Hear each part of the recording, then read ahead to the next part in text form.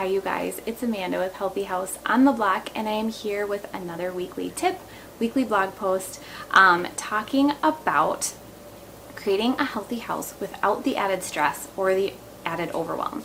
A lot of times we can get really overwhelmed when we have to make a lot of changes in our homes. So today we're going to cover some ways that you can really cut that stress. A lot of it has to do with changing the way you're thinking about everything. Kind of take everything that you're going to be purchasing and have like a filter or a lens that you apply before you're going to purchase or do something in your house. A lot of times it boils down to just kind of bringing in less and making a simpler routine at home. These are ways to really create a healthy house without having to think about it. That's kind of what I like to teach people, is how can we create a healthy house that, you know, is like second nature. It's not something that we're really working really hard on every day to, create something that's healthy but not sustainable. So every change that we make, we want it to be a sustainable change. We want to be able to keep up with that change. And once we have that habit like in place, it's just second nature in our lives, then we can add something else. It's kind of like layering on. That's what I like to help families do. I call it the layered on approach, and it works for a lot of habits, including creating a healthier space in your home. So today I'm going to take you through a series of slides, and we're going to talk about some ways that you can really create a healthy home. A lot of it is not going to be just switching out products. There's more to creating a healthy home than just switching out products. So we're going to talk about the environment, we're going to talk about habits. There is a little bit of like product switching that I'll mention here and there, but a lot of it is going to be things that you can do like today, tomorrow, next week. Slowly layer on these changes. And I'm also going to talk to you about some of the really big toxins that are in your space. We want to understand them, and once we understand what's in our space and why we don't want it in our space, we can start to remove it. And once we're removing it and getting it out of our house so that we don't even think about it because it's not there, that's when we really start to see these positive changes in our environment at home. So we're going to look at reducing environmental toxins in our house and creating just a healthy living space that supports a healthy lifestyle. Here we go. All right, you guys. So we're going to take a look at these slides. And I kind of want to start out by saying that there's this idea that home takes time.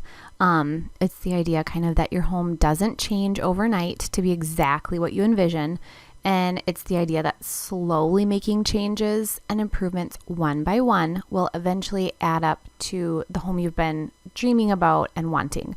I cannot agree with this idea more. I think a home changes kind of as you change, and it evolves as your priorities and importance evolve.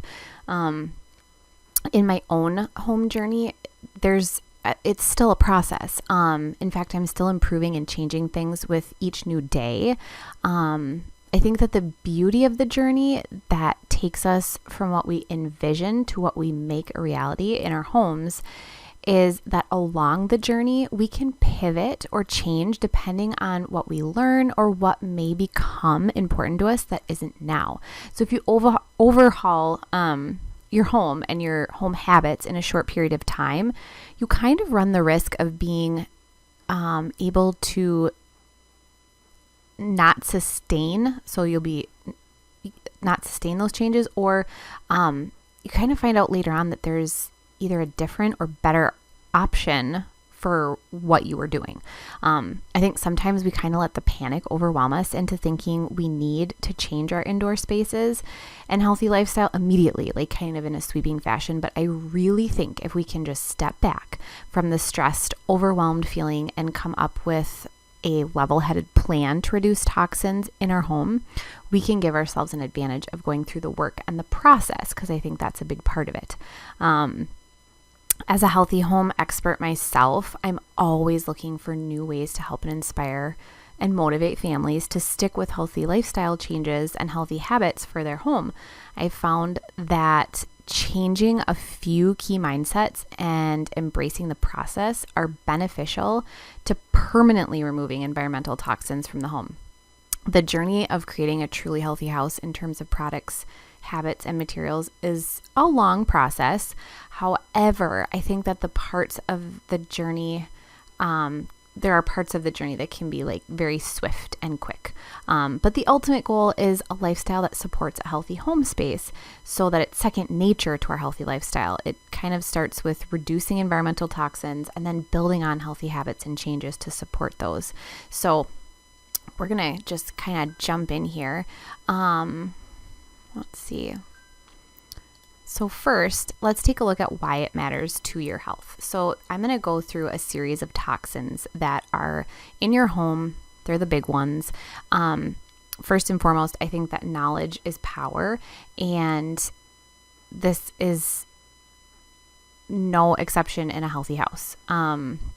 Without the knowledge of these environmental toxins, there would never be any positive changes made towards reducing them. So we have to know what's going on in our house before we can change it. So first, let's take a look at formaldehyde. This is a big one. It's a known carcinogen, and it also causes issues to neurodevelopment of the brain and the pulmonary system. It changes how cells grow and reproduce, and it can harm white blood cell production. Next one is flame retardants. This is a big one too. It's kind of everywhere. This is the list of health problems that we see: immune system suppression, carcinogenic. It's got reproductive toxicity when the body comes in contact with it, developmental delays in kids, reduced neurological function, and then endocrine and thyroid disruption as well. Next is VOCs, which I talked about just a couple weeks ago here. And there are a plethora of different types of VOCs. So we see a lot of different problems, including respiratory issues, bone marrow problems, possibly carcinogenic, toxic to the liver and kidneys, as well as reproductive disorders. And then we're going to look at PVC toxins. PVC toxins are like in plastics, and they contribute to endocrine and hormone disruption. It's a possible human carcinogen. It increases the risk of abnormal reproductive development and then delayed development in children. It also was linked to childhood obesity, and I have studies linked if you follow the link in this week's blog post where you can read all of those. Bisphenol toxins are another one that we come in contact with a lot in plastics. So a lot of hormone production suppression. It was linked to gestational diabetes and metabolic disorders. It mimics estrogen activity, and so because of that, it has been linked to breast cancer and obesity kind of through way of thyroid disorder. And then we've got phthalates, which are also in a lot of products and a lot of plastics. This is a big one that we should really try to limit in our home. A lot of side effects, especially with kids. If we look at this list, we've got attention problems in kids, hyperactivity, poor social communication skills, immune suppression, attention problems, the whole gamut. And then finally, synthetic fragrances. So these toxins are made up of a couple different types of toxins. So in general, we're just going to see respiratory issues, allergies, asthma, has been linked to birth defects, has been linked to nervous system disorder, and an increased risk of cancer. So these are the big environmental toxins at home that we want to try to avoid. So let's look at this four-step process that I help people with in their own home. So we're going to go through each of these. First, you need to know your home and evaluate your spaces. So this might mean looking in each room and noting the products or materials that need some changing. It might mean getting an indoor air quality monitor to assess your space. Either way, get familiar with your home and spaces, even the ones that don't get visited very often. And know what's going on there. So 2, write down changes that you want to make. A list is going to free up your brain from worry and constantly kind of mulling over the changes. So just like any area we need to change, creating a list of what needs to be changed and then planning how to make the change are key. 3rd, we're going to research new products and purchases. I have so many resources about this on my website. Most of what we've been told about products and materials has been told to us through some sort of like marketing propaganda. So you have to do your research on your own and focus on fact rather than opinion when you're looking to replace products. I know that the research can be daunting, which is why we don't do it, but I can help you if you get stuck on a particular product. And then the last one is just take it one step at a time. So this process, it's a good one. It allows us to create habits that stick. When you think about each change you're making and you think through it, reasoning the change with facts, it's more likely to become a habit rather than something that you have to work at remembering on a consistent basis. So one of the things that I have really found helps families in creating a healthy lifestyle change throughout their homes and reducing environmental toxins is to change the root of the problem, which is our mindset. So I'm going to go through 5 mindset shifts that are going to help you. The first is less is better. The minimalist lifestyle approach that I talked about last week is one of my favorite mindset shifts when it comes to creating a healthy home. Basically, every purchase or change you make boils down to like a do I need it question or a filter. So using that filter as you make purchases means that you'll be avoiding toxic products and materials just because you're not buying them. The second one is another favorite of mine. It's being a gatekeeper of your home. So this is an empowering mindset shift that I really try to ingrain in my clients and customers because it's so helpful. The idea that you are the keeper of your home and you get to decide exactly what comes into your space should leave you feeling really good. I can confidently say no to items and products that just don't align with my family's lifestyle habits, and you can do that too. The third mindset shift is to really embrace small batch and high quality products. So this is going to be a really good tactic for shopping. Finding products that are made in small batches, buying materials and items that are intended to be like so high quality that you never have to replace them is a mindset change that will help and guide you throughout your journey of creating a healthy home. It's also a good foothold for finding handmade items and small businesses that support your mission of a healthy home. And then number 4 is a healthy home is not a destination, but it's more of a lifestyle. So it kind of reminds me of like this one time in my 20s when I counted every calorie I ate until I got to like my quote goal weight. I stopped counting at that point, and I'm sure that you can guess that some of my hard work kind of came undone. But once I learned that changing the way I ate by opting for like double veggies and reining in my sweet tooth, which was not easy, the extra pounds that I knew I didn't need kind of fell off. So the same is true for a healthy house. If we look at our home as a place to make changes only until we get a result, we'll end up sliding back. I help clients create healthy habits that support a healthy home and naturally reduce toxins so that they don't have to do that. And then the last thing is don't worry about what you can't change. This is such a big one. This is just a practical mindset for life, to be honest with you. You can only change some of the areas inside your home, and changes that you're not going to make are okay. So like you're not going to remove all the plywood, fine. You're not going to remove all the carpet right now, that's okay. Focus on changes that you can make in this moment and do that. So can you change plastic water bottles for glass or stainless steel? Then focus on that change and let the other ones just kind of fall by the wayside and don't worry about them. And then this last part is really important. So what do you do when you get stuck? When overwhelm and stress appear, you have to kind of have a plan.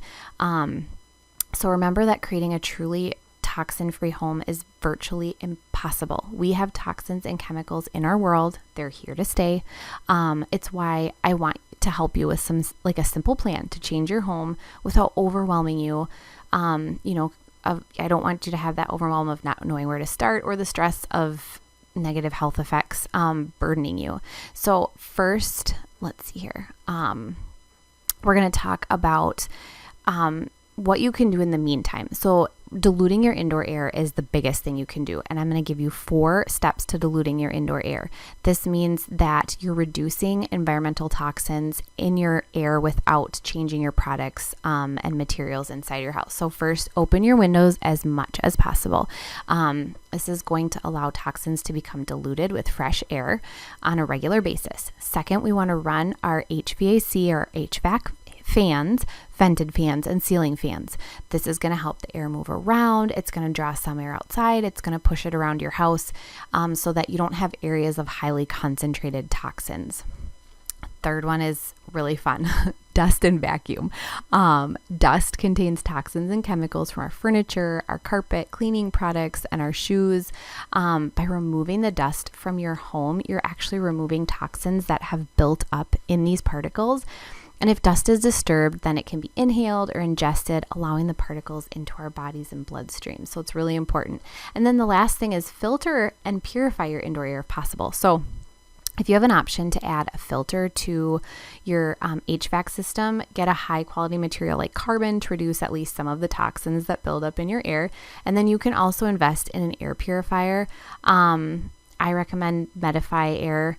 That's one that we like. They have a really great filter on it. And you can actually reduce some of the environmental toxins that way. So a couple other things that you can do is just focus on what you can control when you're starting to get stressed. Again, we talked about this earlier. Do simple things like removing air fresheners or switching out a couple plastic items. Don't focus on your drywall or, your carpet or just something that's way out of your control. Second, like we talked about, improve your indoor space when you can't change the materials or products. So you can do something in the meantime if you can't change a material or product. And that's those 4 steps to diluting indoor air. And then the last thing is come up with a plan. This helps me all the time. Most of the time, stress and overwhelm hit us in a big way when we have no plan or idea what to do next. So by creating a plan for your home, which I have a link to a really great resource for you in the last paragraph of my blog this week, you can reduce environmental toxins. You can calm the panic each time the stress comes back.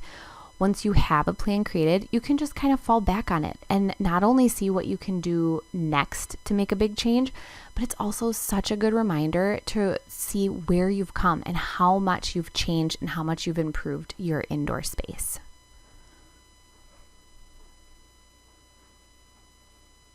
Okay, you guys, so those are the simplest ways that you can really take action to create a healthier environment at home by reducing those environmental toxins, by creating healthy habits, creating some mindset shifts, some really easy things that you can work towards in your own home.